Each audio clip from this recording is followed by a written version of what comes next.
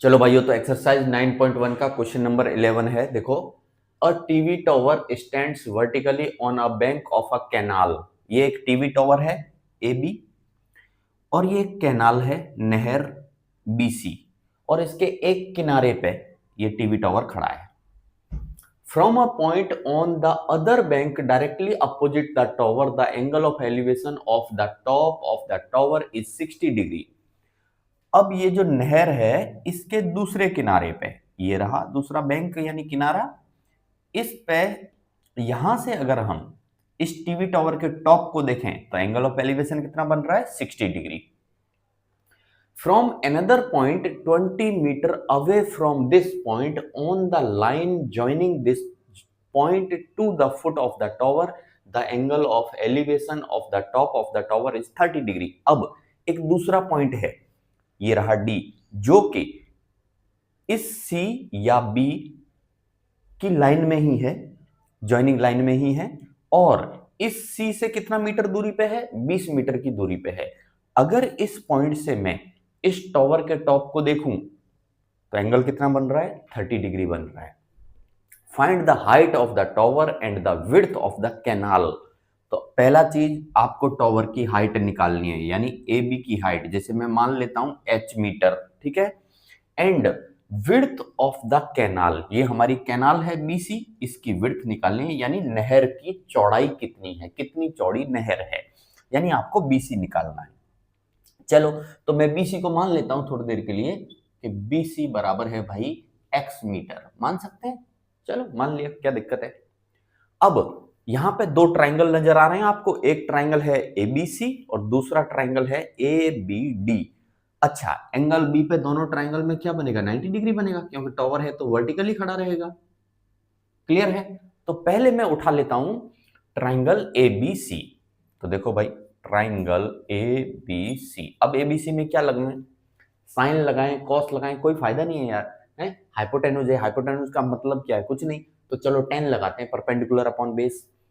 तो ten 60 degree बराबर perpendicular क्या है भाई, ए बी है, अपॉन बेस क्या है, बी सी है। टेन 60 की वैल्यू कितनी होती है भाई, √3 बराबर ए बी। ए बी को हमने क्या मान लिया है, हाइट को एच मान लिया है। बी सी को हमने क्या मान रखा है, एक्स मान रखा है।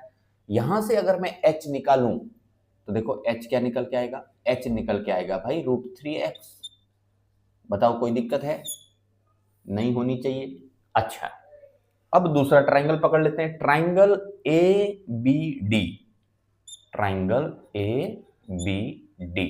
देखो भाई लगाओ टेन, तो टेन 30 डिग्री बराबर परपेंडिकुलर क्या है, सेम परपेंडिकुलर है ए बी, अपॉन बेस क्या है, बेस है बी डी।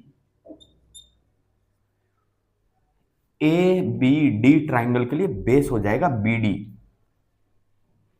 टेन 30 की वैल्यू कितनी होती है भाई, 1/√3। ए बी को हमने क्या लेट कर लिया, एच।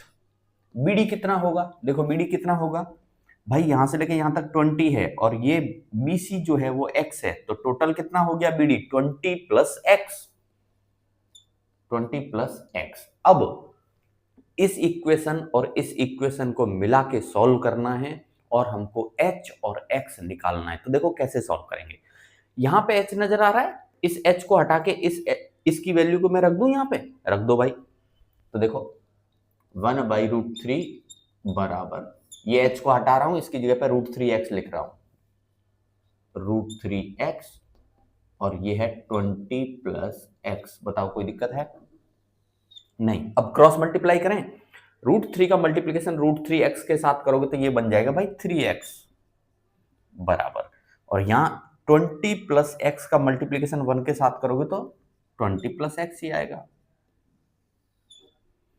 इस x को इधर ले आओ तो माइनस होगा, तो 3x माइनस x यानी क्या बचेगा, 2x बराबर क्या है, 20। तो x बराबर क्या आया भाई, 10 मीटर।